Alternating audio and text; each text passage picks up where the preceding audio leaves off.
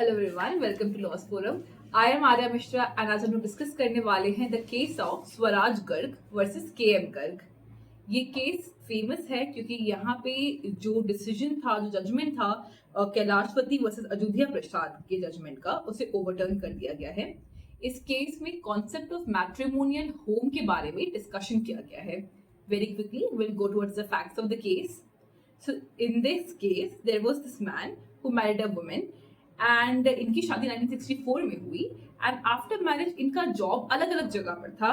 The husband, while he was placed at Delhi and the wife was placed at a name called Sonam. Now what happened was कि इन्होंने शादी से पहले कभी ये discuss नहीं किया कि शादी के बाद ये आकर कहाँ पर रहेंगे।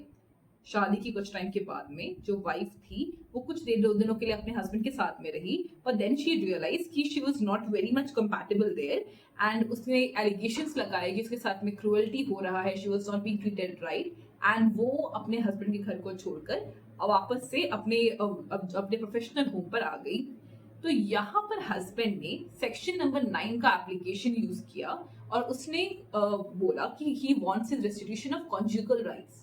To have a quick recap, restitution का मतलब होता है रिस्टोरेशन, मतलब कि कोई चीज जो आपकी थी आप उसको वापस से स्थापित करते हैं। कॉन्जुगल राइट्स का मतलब होता है in very simple plain terms the rights और those duties which are available between a wife and an husband. वो राइट होता है right to live together, right to have sexual intercourse, right to have intimacy with each other. अगर husband and wife एक जगह पर नहीं रहेंगे और अगर उनमें से कोई भी एक पार्टनर दूसरे की सोसाइटी से unilaterally without any reasonable cause withdraw कर जाते हैं, तो ऐसे में जो अफेक्टेड पार्टनर है वो एक डिक्री पास करवा सकता है कोर्ट से for the restitution of his और हर कॉन्जुगल राइट्स। इस बैकग्राउंड पे हस्बैंड ने कंटेस्ट किया सेक्शन नंबर 9 के एप्लीकेशन पे। यहाँ पर जजमेंट, यहाँ पर जो केस था उसका जजमेंट यहाँ पर ये आया कि मैट्रिमोनियल होम आफ्टर ऑल होता क्या है। We can not just say कि हस्बैंड के पास में ज्यादा लेवरेज है to decide what a matrimonial home is, जिसके पहले वाले केस में डिसाइड किया गया था, बिकॉज दैट इज अनफेयर। यहाँ पर एक आर्टिकल 14 है, राइट टू इक्वालिटी, राइट। यहाँ पे right to equality of wife infringe हो रहा है अगर हस्बैंड को ऐसे राइट्स मिल रहे हैं तो। बिसाइड्स इस केस में वाइफ का अपने हस्बैंड के साथ नहीं रहना काफी ज्यादा रीजनेबल है।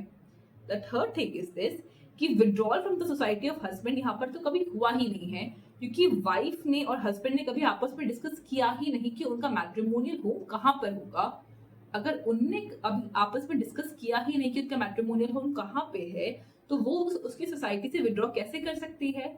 इन दैट वे वाइफ ने यहाँ पर ऐसा कुछ भी नहीं किया है जो सेक्शन नंबर 9 को इन्वोक करता हो और हस्बैंड की पिटीशन को डिसमिस कर दिया गया। That's all for this case, guys. I'll meet you in the next case.